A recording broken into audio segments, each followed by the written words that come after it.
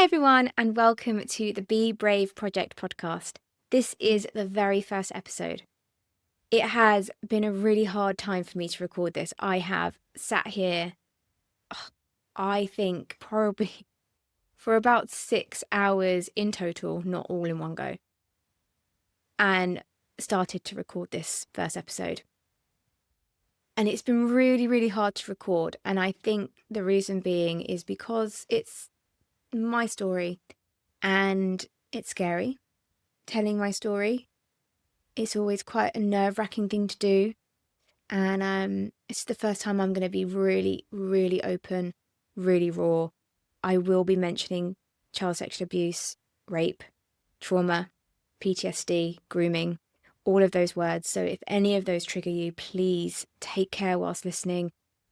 You don't have to listen or come back when you feel ready. So what is the Be Brave project? So I started this several months ago. I've been wanting to do it for a really, really long time. It's a space for honesty, courage, and connection.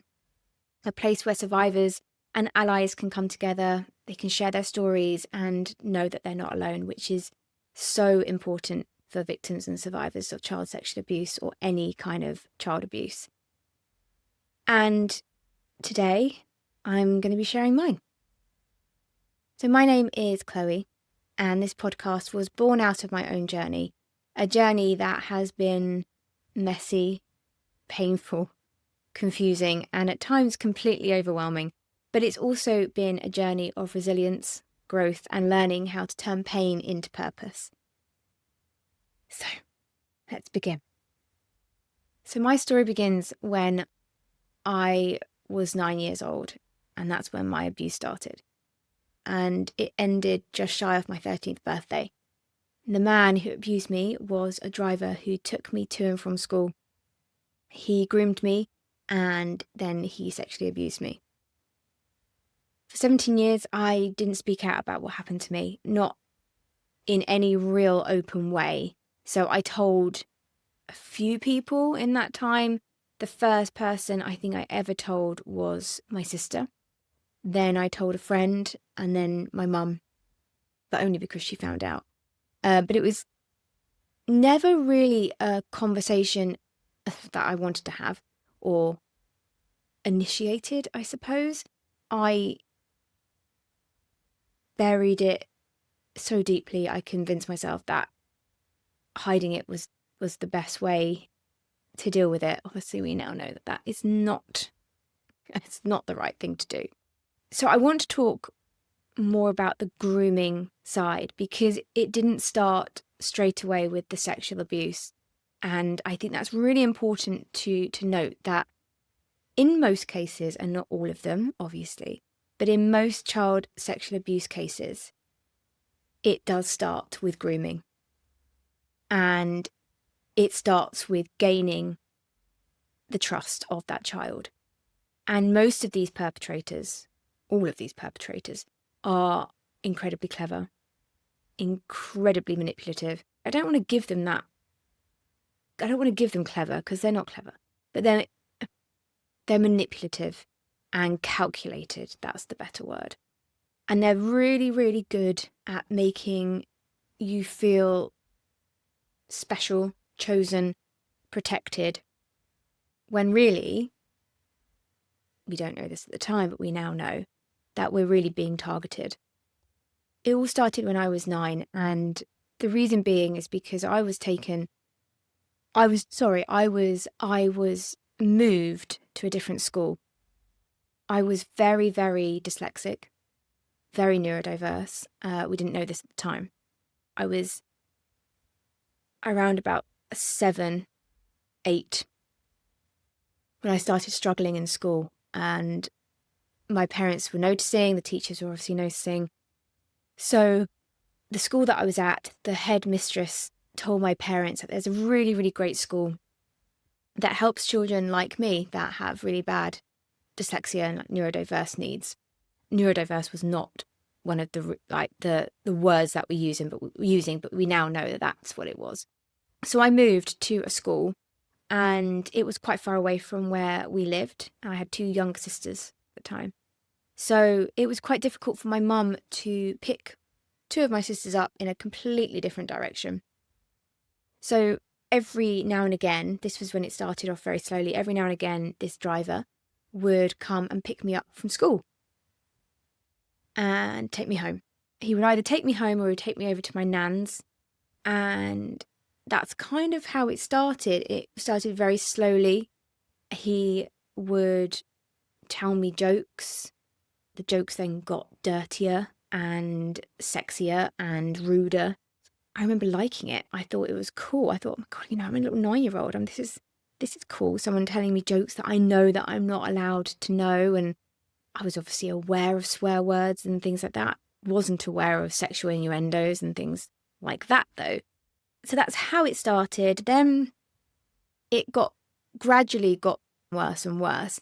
And I remember a real distinct time where he would discuss his sex life with me. And he would mention his then partner and what he used to do with her and what she used to do with him. And I remember hearing it and I would be thinking, ugh, that's gross. I don't want to know that. I don't want to, no 9-year-old should be thinking and hearing about people having sex. And I do remember thinking it was a bit gross.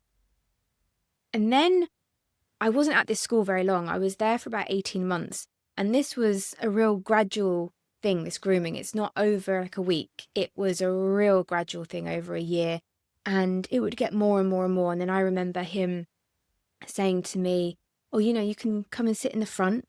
Again, as a 9-10-year-old, that is exciting. I had 2 younger sisters that we were always fighting over about who's going to sit in the front or who's going to sit in the middle. The biggest deal in the world. And it was a big thing. Oh, I can sit in the front? This is amazing. Okay, great. So I sat in the front. Then it would be, oh, come on, lean over and just give me a little kiss. Give me a little kiss. I'd be thinking, I don't want to give you a kiss, gross old man. But he would do it in a way, it would make it fun and silly. And so I did. So I then started giving him little kisses on the cheek. Then I remember him asking me to whisper in his ear. Thought that was a bit weird, but I did it. And all these things I was doing because it started so gradually. It wasn't a quick thing. And then I moved school again, and I moved school in a in a completely different direction. So this was even further away. And at this point, my 2 sisters I was over here, they were over here, completely different direction. And my mum would take them both to school. So at this point, he was now taking me to school in the morning and then taking me back home in the afternoon. And from then, it started getting worse and worse and worse. And this is when I remember a very distinct moment when he was driving me back home. And also another thing, the abuse never happened in the morning. He was always really grumpy with me in the morning. He was always really moody. He wouldn't talk to me. I remember crying a lot in the back of the car because I'd be thinking, well, what have I done wrong? Does he not like me anymore? Does he not love me? Have I done something wrong? So I would cry. And I also do remember not wanting to get in the car in the first instance as well. In the morning, and I do remember crying quite a bit. Anyway, poor Chloe. And then on the way home, that's when the abuse would really start to kick in. And I remember this one distinct time, he got out. I got in the car and I got in the front. And before he pulled off away from school, he got out something out of his boot. And he said to me, oh, one of my clients, because he was a taxi driver, one of my clients left his camcorder. Obviously now I'm thinking, obviously he didn't. So I got it out and he said, oh, you should watch this video. It's really funny. And I remember thinking, oh, okay, yeah, why not? You get told to watch a video, you're going to watch video, aren't you? And it's one of these really old 90s camcorders. Bulky thing. It's huge. And I remember holding it. I had to slide my hand in. One of the strap would go around. And then it had this, I don't know what it is even called. It sort of, you lift it up and then you put your eye over it like that. Actually, I'd be blinking that one and I'd go that way. And you'd look through. Not like this anymore. Well, not anymore. We didn't have these at the time. And I looked through and it was a tiny little picture like this, black and white. tiny little picture, but I could make out what was going on. And what was going on was he was showing me porn. And I was thinking, I don't want to be watching this. Like, what the hell? But I carried on watching it. And then I realised and I clocked that the person that I'm watching is him. He's having sex with his then girlfriend. And I remember feeling really awkward and uncomfortable and not really wanting to watch it. But I carried on. Whether he told me to, I can't remember, but I did carry on. And then this is the very first time where I remember the physical sexual stuff started. So he then put his hand on my leg. And that's kind of how it grew from there. He would also buy me chocolate bars after school. So he would give me money and he would stop off at this newsagent's by this station that we had to cross over, and I'd get out and he would give me some money and I'd go in. And again, as a little 9-year-old, or actually at this point I was probably about 10 and a bit, it's exciting. Someone gives you money, you're going to go and get some chocolate after school. I wasn't allowed chocolate after school, hardly ever. So it's really exciting. So I go in, I remember my favourite chocolate bar, and I till this day, cannot eat them. It's a Galaxy Ripple. And I'd get in the car and I'd get in the front seat, again, exciting. In the front seat, a chocolate bar. Sometimes he would buy me a Dr. Pepper or a Diet Coke. Again, things that I wasn't allowed. And he would always say, don't tell your mum and dad, don't tell your mum and dad. Otherwise, if you tell them, they'll get cross with me, but also they won't allow you to have it anymore and you can't do it. So just don't tell your mum and dad. So I obviously didn't tell my mum and dad because I wanted the chocolate and I wanted the fizzy drinks. And he would say, this is our little secret. This is just for us. And he would make it fun and adventurous. And like we had this little secret bond. We had this little relationship, And the camcorder came in, the videos, he showed me the porn. And again, it was very much, don't tell anyone. This is just for adults. I'm not really allowed to show you this, so don't tell anyone. It's our little secret, okay? And the sexual jokes and the comments and just the testing of boundaries and it would be the nudging just that little bit further, just to see if he can go further that day, each time.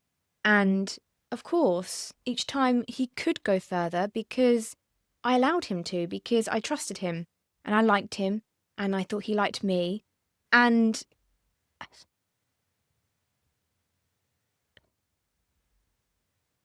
I suppose, and I know this is going to sound ridiculous now,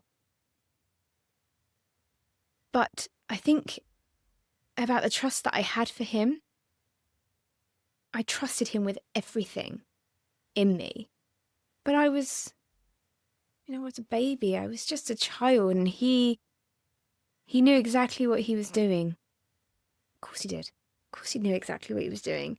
And that is how grooming works.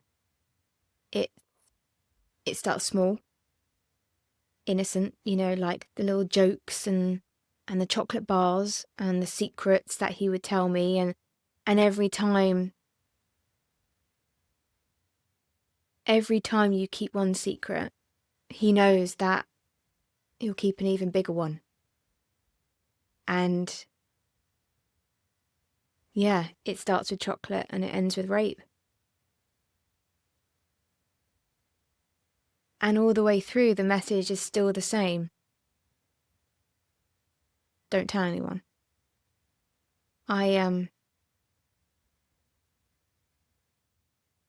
Yeah. So after the grooming, it was the sexual abuse started. So I mentioned the hand on the leg. That grew obviously more. I remember him telling me to take off my tights. I would wear these brown tights. I would take them off. And yeah, it started with a hand on the leg. And it moved to my private area. Gentle at first, not as much. And it, over time, kind of like the grooming, he tested his boundaries, what he could do, what he could do to me. And over time, it got more and more and more because he took it very slow and he was very clever with it. He knew that if he went straight into the physical act, I would have said no, I think. I don't know, but I think I would have. Because it started so gradually, so small, and like I said, so gently, it built over time. And it would always happen in the car, and he would always be driving. I would sometimes sit in the front of the car, he would do it, or I would be in the back, but kind of leaning forward. And as he grew more confident with it, I think I grew more confident with it. You know, that's the thing. It's like anything, isn't it? It's, you think of a young teenage boy and a young teenage girl, you don't straight away go into sex. You go to first base, second base. It's a gradual, slow thing. Some people probably do, but I don't think many people do, because you want to test your boundaries and see what you want to do and what you don't want to do. And it's an experimental thing, isn't it? So you've got a young child, even though I was very young and I was probably around 11 at this point, and no 11-year-old should be experiencing this, but I'm reacting to my body, and my body, even this is going to sound disgusting and it makes my skin crawl, I want more, because that's the natural way that you eventually take it. So he knew that, and he was testing those boundaries, and it was getting more and more and more.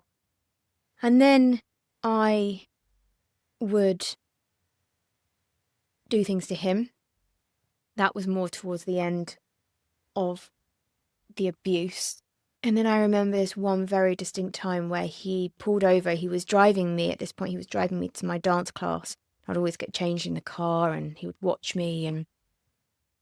And on the way to dancing, there was a car park, and it was a very secluded car park, and it was wooded. It's not there anymore, thank God. And he would park up, and there was no one around. No one. And I remember it being very dark, so it probably would have been winter time. Very, very dark. And he pushed it that one bit further, too far. He pushed it too far. And I went along with it, but I remember thinking, I don't want to do this anymore. And the first time I actually felt scared of him, and I hadn't felt scared of him this whole time, and I thought, no, this is not, if I continue with this is going to get even worse, and I don't want to continue this. I don't recall me saying no, but I recall me not wanting to and feeling very uncomfortable. And I think he could obviously read that and sense that, and I think he thought, oh shit, if I continue, she's gonna go and tell. So he retracted. And then it kind of went back to the gentle sort of stuff. And then it built up again, and it built up again. And it got to the point where it was, but that's when he stopped driving me to school, because it was then the summer holidays and I was 12. And then in that September 2001, my two sisters were able to get a coach to school. So my mum was now able to take me to and from school. And I was then 13 in that November 2001. And he never took me to school ever again. And that was that. And he just disappeared out of my life. And because he wasn't there and it wasn't happening, I kind of just I didn't forget about it, but I just put it into the back of my mind. I'll be fine now because I'm safe. He's not with me anymore. He's not going to be able to do what he did. And I do remember mourning it in a way. I do remember wanting him to take me to and from school, but I also remember thinking, I'm glad, it was a relief. I don't have to do this anymore. And at the time, I didn't understand those feelings. I was so young. I was 12, 13. I didn't understand why I felt the way that I felt. So I did hide it. Spoiler alert. Hiding it didn't help anyone, especially me. And yeah. So I then just carried on with my school life and struggled a lot. And I think then everything that had happened, it was starting to coming out in different ways. I was very shy. I was very quiet. I was reserved. I lost a lot of self-esteem. I was worried that people didn't like me, if I'd hurt their feelings. I struggled with relationships in general, mostly with men, but at this point I was still at school and I was at an all-girls school, so I didn't really have relationships with any boys really. But in relationships in general, I really struggled with girls. I remember trying to open up to a few of my school girlfriends. I didn't tell them about what happened, but I remember telling them, and it was just what you can picture, like, sort of 14-year-old girls at a sleepover talking about boys and sex and all of that sort of stuff. And at that point, none of us had, apart from me, but they didn't realise this at the time, and I was pretending that I was Virgin Mary, but I wasn't. But I was pretending, but then they were all talking about it, and I said, "Oh no, I've done it. I've done that." And they were, "No, you haven't." I said, "No, I have done it all." And I remember going into quite a lot of detail, but I was making it out like it was a boy and not him. And they didn't believe me. And I think that was, why would they believe me? I don't blame them, but I think that was a point in my life where I thought, well, I'm not going to tell anyone then because they don't believe me. And I think that was my way of trying to tell people. But 14-year-old girls, they didn't know. It's not their fault. But that was me trying to tell them that it happened to me. And they didn't believe me. So I thought, well, they don't believe me. No one's going to believe me. So I'm just going to keep it quiet. So I did. And first person I told was my sister. I think I was 15. She didn't take it very well, obviously. I think even now looking back, why I thought it was the right thing to tell a 13-year-old girl what had happened to me and then go, but don't tell anyone. Shush, don't say anything to anyone because I don't want anyone to know. How cruel is that? But, I was a child myself and I just wanted to get it out. And then I told another friend when I was about 18, we were getting ready to go for a night out. And I told her, can't remember her response actually, but it was very, very casual. Oh, some guy used to touch me and make me touch him. Oh, okay, cool. Well, have you not told the police? No, I don't want to. Oh, okay, then let's go out and party. Okay. Absolutely sloshed and probably slept with about 4 people that night. Yeah, that was the start of the absolute chaos. That was then my early 20s. And when I say absolute chaos, I really mean it. I was an absolute mess, but I was holding it together. I thought I was anyway. I think I did act pretty well. I don't think anyone clocked on that I was an absolute mess. I was just dealing with it in my own messed up kind of way. And yeah, my early 20s, they weren't great. They were good sometimes I look back and I think, oh, I actually I've loved my 20s. I was great. I was out all the time. I was drinking far too much. I was having an absolute whale of a time. But when I look back on it really, and I think about it really, really, really, was I having a good time? No, I really wasn't. I was battling so many demons, but I didn't think I was. I was hiding it from myself, let alone other people. I became very, very good at masking. And like I said, I was out, I was drinking way too much. I became quite promiscuous. I had absolutely no respect for myself. I had absolutely zero respect for anyone else, especially men. I hated them with a passion. And the only way that I knew that I could get back at them, and I know I was generalizing, I do know that. But, when you're going through what you're going through and you're a 20, 21-year-old young girl, and let's face it, we're young at that age, we don't know. I thought, well, if I treat him like shit, then I'm kind of getting him back. And that's exactly what I did. I treated men like shit. I slept with God knows how many people. I don't even want to think about it. think I did become a bit of a sex addict, which I've only in the last year have actually been able to admit to myself, because it does make me feel disgusting, shameful, dirty. But I also now know that was a coping mechanism. And I didn't sleep with these people because I loved it. I absolutely hated it. I hated the physical act of sex. It wasn't, I suppose it softened the darkness that I was carrying around for that however many minutes. And that's all I wanted, really. I just wanted a moment where I could feel like I wasn't rotting inside. And now professionally, I was an actor for a very, very long time. And honestly, I loved it. Acting gave me an escape. I could become someone completely different, someone that wasn't carrying the trauma. These characters I would become weren't me.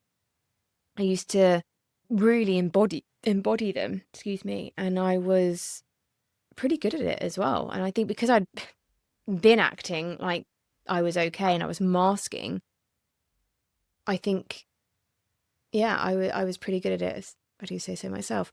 But as I moved into my late 20s, everything started to unravel and get a lot worse. My relationships were falling apart. People didn't know how to deal with me. I had a lot of built up anger and resentment, especially towards men. Like I've mentioned, I did hate them. I used them in the same way that I had been used. I tried to control every situation that I was in because I'd obviously lacked that control when I was a child. And then in my sort of mid-20s, late 20s, I then met someone that I genuinely thought was going to be my person. He wasn't. I always sort of think of us as like a cocktail mix on a night out. It's like, it's really fun at the time. And you think, oh, these are great, having knocking back all these different cocktails. And then the next morning, poof, oh my God. The hangover is atrocious. The anxiety is horrendous. The regret, the wanting to literally disappear from the world is a real thing. And that is what this relationship is like. But we did have a child together, a very beautiful child called Beatrix B. She's a huge part of why I do what I do, and she's a huge inspiration behind the name of the podcast. And honestly, she is genuinely the reason that I am still here. I say it to her quite a lot. You saved me. And she genuinely did. She did save my life. I wouldn't be here if it wasn't for her. Then moving on to 2017, it was my breaking point. That's where I feel like that's my point in my life where I thought, I cannot continue. I can't go on any further. I cannot do this. My anxiety was out of control. I didn't know who I was anymore. I didn't like who I was anymore. The flashbacks were relentless. I felt like I was living it all over again. I was like living in this kind of movie. My moods were everywhere and all over the place. I hated everyone. I was irritated the whole time. Just wasn't a very nice person to be around. So I went to the doctor, hoping to get some sort of help. But I actually left feeling 100 times worse. Wasn't great. And I wanted something, anything. I needed something that could take it all away for me. That was happening in my head. I needed something to silence it. So I got home and my mum actually, bless her, she'd probably done it. I can remember she used to do she loves a bit of research, my mum. Loves a bit of Googling. And she got on and she said, call the NSPCC. And I remember saying, it's for kids. I'm not a kid. She said, no, it's here, look. And I remember her showing me on the computer. It's here, call the NSPCC. And it's the helpline, which is for adults. So I thought, okay, I'm going to do it. And it was like this, and like spur of the moment, adrenaline thing. I picked up the phone, I called, and I spoke to a man for about an hour. And he listened. He believed me. And that was huge, him believing me. And it was really only time where I'd sat down and I'd told my whole story in detail and in full, even though I had told a few people over the years, but not really told them, you know. I went through absolutely everything with him. It was the first time I ever did it, and he believed me, and he told me, "You need to go to the police." And I do remember saying, I don't want to." And it hadn't been the first time that someone said to me, "Go to the police." I'd been told it many times, and but the way he explained it to me, the way he told me what it was going to happen, he made me feel safe. I did. I put the phone down and I called the police. And within an hour, I had 2 officers round at my parents' house taking my statement. And it was kind of a spiral from there, really. And then what followed was 3 years of absolute hell. Absolute hell. I'm not going to sugarcoat it because it was fucking hideous. The doubt, the feeling that I wasn't being believed, the guilt that I was carrying around, and then it going to court and thinking, shit, I've actually now got to stand up in front of a whole courtroom of absolute strangers. Fuck. What am I doing? Can I do this? What? But I did. And on December the 2nd, 2019, I will never forget. It always is really hard around this time of years. The anniversary of it was the first day that it started, and the trial went on for about 2 weeks. And it genuinely was the second worst experience of my whole life.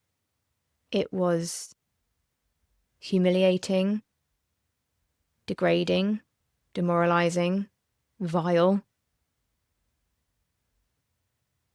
Yeah, I don't know other words probably for it, but after 2 weeks, I had a call from the detective that was on my case, and he had been given a guilty verdict. Ugh, that feeling was weird. I remember sinking to the floor. You know when you see in movies where people just slunk to the floor and you think, oh, it's so dramatic. But genuinely, that's what I did. I fell to the floor. My knees buckled. I didn't have any control over my body. I sunk to the floor. It was a strange feeling. The first feeling I felt was guilt. I felt a lot of guilt. I shouldn't have done this. And he got 9 years. I don't want to say that I'm lucky, because I'm not lucky, but I'm lucky in the sense that that doesn't happen for everyone. 1, it doesn't always get to court. 2, they don't get a guilty verdict, not some of the time. And 3, 9 years, it's not long enough, but it's pretty long in terms of what had happened. So he's still in prison right now. He has just done 6 years. This December marks 6 years since he went away. He was up for parole this year. He wasn't granted it.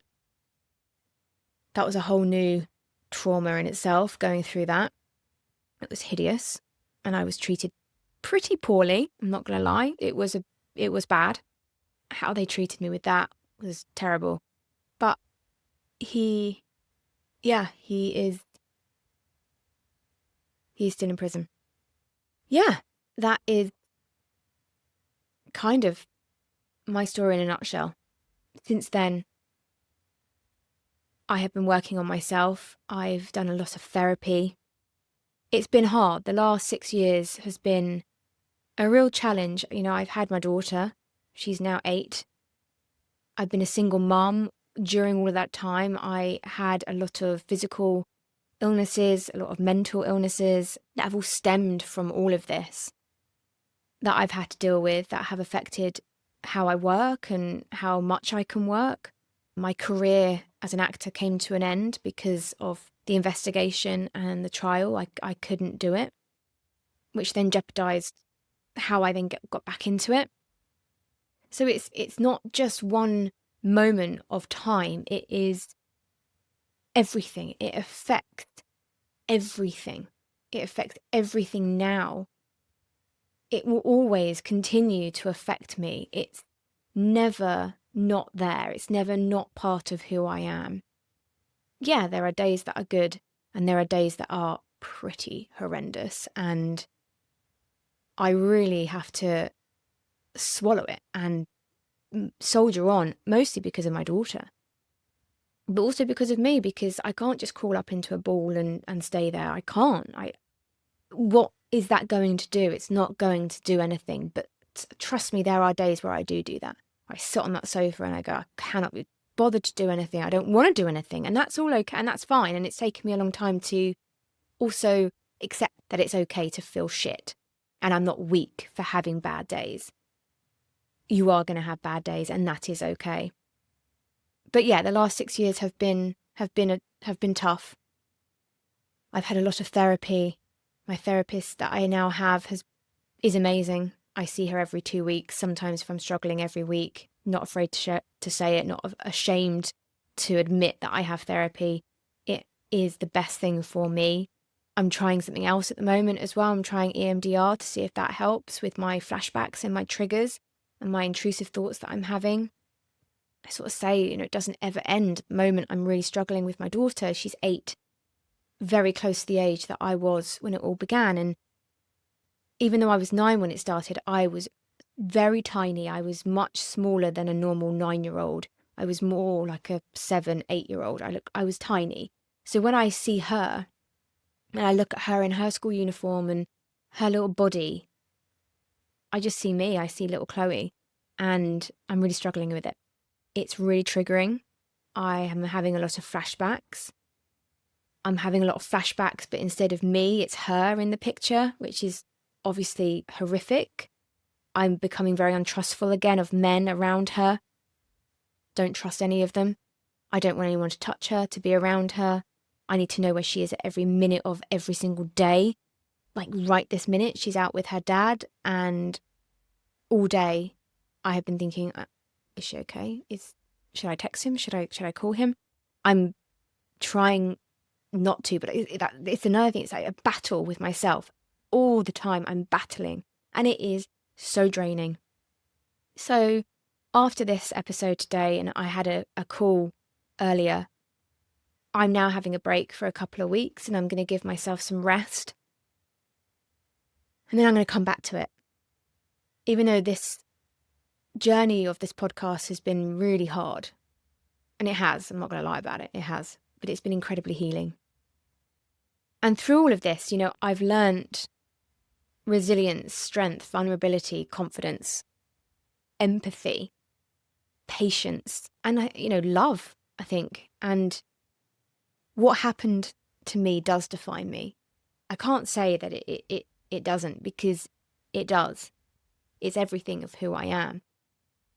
But I've also learnt how to turn that into something positive, to spark change, to help others, to be a voice for those who can't speak yet, and to be able to give a platform to those who are ready to share their story is really amazing. And to grow a community where survivors know that they're not alone. And I think that is really important with all the episodes that you're going to hear during this 10-part series. You will know, and you will come to know, that every survivor's story is incredibly different, but the parallels of how we have dealt with things after, how we see ourselves, the shame, the guilt, the feelings that we feel are so similar, if not exactly the same. And having those conversations with other survivors has honestly been so empowering, life-changing, really. I feel so less alone. And I really want this podcast to be that for people that are listening, to know that you're not alone, that what you're feeling is normal, that you're not weird, you're not strange, you're not bad for feeling the way that you're feeling. It's so normal. And you're not alone, and you can speak up. You can be brave, and people will believe you. I will. I'll believe you. And that's what the Be Brave project is all about. It's about honesty and courage and connection. It's about saying your story matters. You matter. I hope you enjoy the episodes we have coming up. I really do. They are powerful, they're brave, they're honest. And, if you are a survivor or an ally, these stories are going to move you in so many ways. So please stick around, show your support for all the survivors that have chosen to share their stories with you. They are hard-hitting, I'm not going to lie. And at times, they're going to be hard to hear and watch, but so incredibly vital and so incredibly important. Please remember, these episodes will mention child sexual abuse, grooming, and other triggering topics. Listen with caution and please be kind to yourself. Self-care is so needed. Thank you for being here. Thank you for listening. And most importantly, thank you for being brave.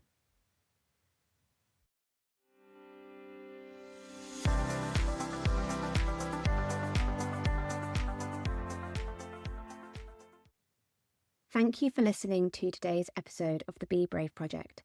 If anything we spoke about today has affected you, please remember this: you are not alone, and you deserve support. There are people and organisations ready to listen, to believe you, and to help you through whatever you're facing. Support is available, and you'll find the helpline numbers just below.